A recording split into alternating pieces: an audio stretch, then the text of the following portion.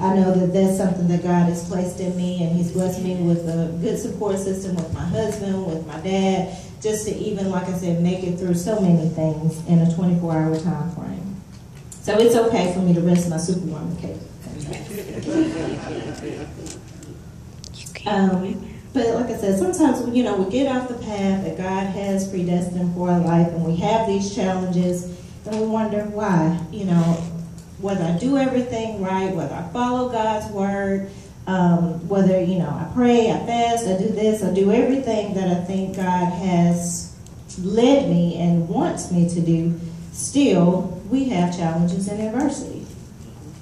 Well, some of you may be thinking, okay, well, it's kind of darned if I do and darned if I don't, so what do I do? Well, I'm glad you're thinking that if you are. God wants us to know that whatever that challenge, that adversity is, and of course I know that we all face many from time to time, that He's with us. He's there to carry us. He's there to guide us through. And what I want to share with you from my experiences is that find that silver lining in that issue. Don't question God from a standpoint of, why are you having me go through this? Why are you having me do this? Why is my heart aching? Why am I having to figure this out? But yet, what is it that you would have me take and glean from this situation? And I guarantee you, if you look at it from that way, a half full as opposed to half empty, and how can I improve and be better with that, you'll be able to deal and make it through a whole lot better. Amen. So with thinking about that, I want to switch to my process improvement track for a little bit.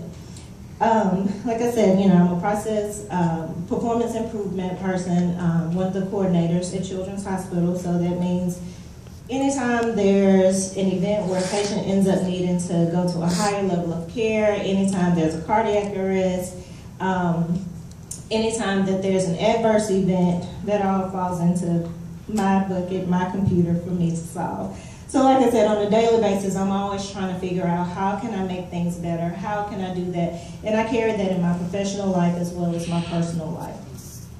So actually, it's a good role for me to do that. Like I said, I'm just always trying to figure out, okay, this happened. How can, one, I prevent it from happening again? Or how can I make it better next time, or at least mitigate the effects of that? I get fulfillment from leading and being a part of positive change. So again, it's a good fit for me. So to bring it back to the adverse events and trials into perspective, I say to you, take those bad situations, once you've processed it, look at it and see how you can handle it differently and find the positive in that. And it's really hard to do that, like I said, in some of our more challenging situations. But ask yourself, what's my silver lining? Whether it's a dark cloud all the way up to a significant and devastating F5 tornado. Just like at the hospital, thousands of tasks are performed every day. Thousands of procedures are performed every day. We do that as humans. We have our routines. We do that in our daily lives. But sometimes there are going to be mishaps. Sometimes there are going to be mistakes. Sometimes there are going to be trials. And that's okay, because guess what? We know that. That's the constant. So again, I challenge you to say, how can you mitigate those issues and do better and improve and be a stronger, better you through that process? Fortunately, we believe in God that's capable of carrying us through, and He possesses a power and strength that is greater than any of us on our best day. My previous minister used to say all the time in Nashville, sometimes you have to go through to get to. Again, that is becoming more and more evident every day that I live, the older that I get. And that doesn't always mean a bad thing, Like I said, sometimes there are things that you go through and have to endure to get to a certain point.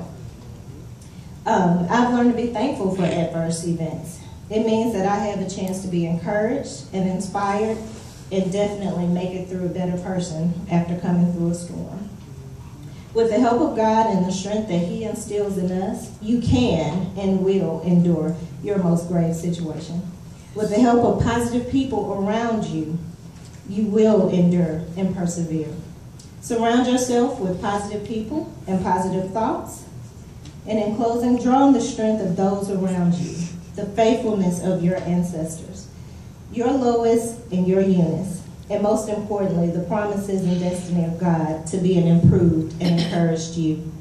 As I read through the reflections here today that are in the bulletin, you know, if you look at these, they all have a common thread. They're all talking about their mothers, their mother figures that have helped them get through and been a source of inspiration. So I say to you all, be inspired, be encouraged by those that are around you, and draw on those experiences of those that have gone before you. And I leave this verse with you. Greater is he that is in you than he in the world. In the face of adversity, keep believing, remain faithful, and move forward and be encouraged and inspired. Amen.